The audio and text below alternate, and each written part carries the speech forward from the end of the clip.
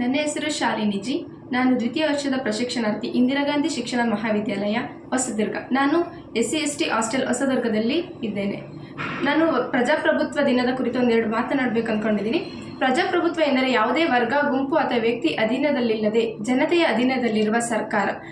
ಪ್ರಜಾಪ್ರಭುತ್ವದ ವಿಚಾರ ಇಂದು ನೆನೆಯದಲ್ಲ. ಪ್ರಜಾಪ್ರಭುತ್ವ ಎಂಬ ಪದವನ್ನು ಹಲವಾರು ಅರ್ಥಗಳಲ್ಲಿ ಬಳಸಲಾಗಿದೆ ಹಾಗೂ ಪ್ರಜಾಪ್ರಭುತ್ವವನ್ನು ಅಬ್ರಹಾಂ ಲಿಂಕನ್ ರವರು ಹೇಳಿರುವಂತೆ ಪ್ರಜೆಗಳಿಂದ ಪ್ರಜೆಗಳಿಗಾಗಿ ಪ್ರಜೆಗಳಿಗೋಸ್ಕರ ಎಂಬ ಮಾತಿನಲ್ಲಿ ನಾವು ನೋಡ್ತಾ ಹೋಗ್ಬೋದು. ಹಾಗೆಯೇ ಪುರಾತನ ಕಾಲದಲ್ಲೂ ಸಹ ಗ್ರೀಕರು ನಗರವನ್ನು ಅಥೆನ್ಸ್ ನಗರದಲ್ಲಿ ಪ್ರಜಾಪ್ರಭುತ್ವ ಎಂಬ ಪದವನ್ನು ಮೊದಲನೇದಾಗಿ ಬಳಸ್ತಾ ಬಂದಿದ್ದಾರೆ.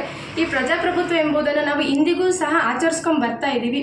ಗಣರಾಜ್ಯಗಳ ಬಗ್ಗೆ ಸಾಕಷ್ಟು ಸಂಶೋಧನೆಗಳು ಸಹ ಆಗಿವೆ. ಇಂತಹ ಕೆಲವು ದೇಶಗಳಲ್ಲೂ ಸಹ ಪ್ರಜಾಪ್ರಭುತ್ವ ಇರುವುದನ್ನು ನಾವು ಕಾಣ್ತಾ ಹೋಗ್ಬೋದು.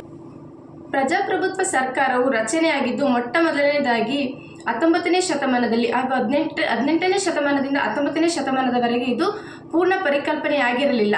ಸಾಮಾಜಿಕ ಜೀವನದಲ್ಲಿ, ರಾಜಕೀಯ ಜೀವನದಲ್ಲೂ ಸಮಾನತೆಗಾಗಿ ಕಾರ್ಖಾನೆಗಳ ಮಾಲೀಕರು ಕಾರ್ಮಿಕರಿಗೂ ಘೋಷಣೆ ಮೊದಲಾಗಿ ಸಮಾನತೆಯ ಪ್ರಜಾಪ್ರಭುತ್ವದ ತತ್ವವಾಗಿ ಪರಿಗಣಿಸಲಾಗಿದೆ. ಇದು 18ನೇ ಶತಮಾನದಲ್ಲಿ ಇತ್ತೀಚೆಗೆ ಈ ಕಾಲದಲ್ಲಿ ಪ್ರಜಾಪ್ರಭುತ್ವ ಎಂಬುದು ಪ್ರಚಲಿತವಾಗಿದೆ. ಆಧುನಿಕ ಕಾಲದಲ್ಲಿ ಪ್ರಜಾಪ್ರಭುತ್ವ ಎಂಬುದನ್ನು ಜಾರಿಗೊಳಿಸಲಾಗಿದೆ.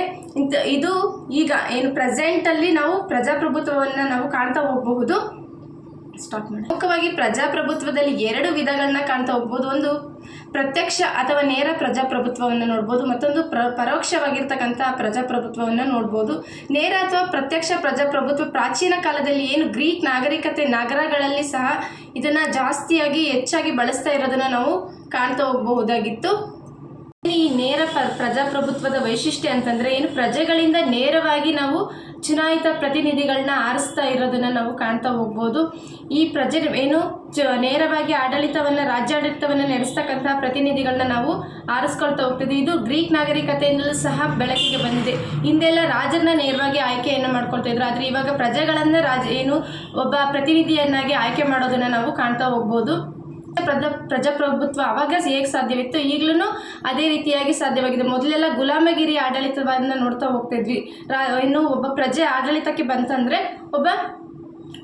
ಉಳಿದಂತಹ ಪ್ರಜೆಗಳನ್ನ ನಾವು ಗುಲಾಮರನ್ನಾಗಿ ಆಳ್ವಿಕೆಯನ್ನು ಮಾಡ್ತಾ ಇದ್ರು. ಆದರೆ ಇವಾಗ ಪ್ರಜೆಗಳು ತಮ್ಮ ಪ್ರತಿನಿಧಿಗಳನ್ನ ಆಯ್ಕೆ ಮಾಡಿಬಿಟ್ಟು ಅವರೆಲ್ಲ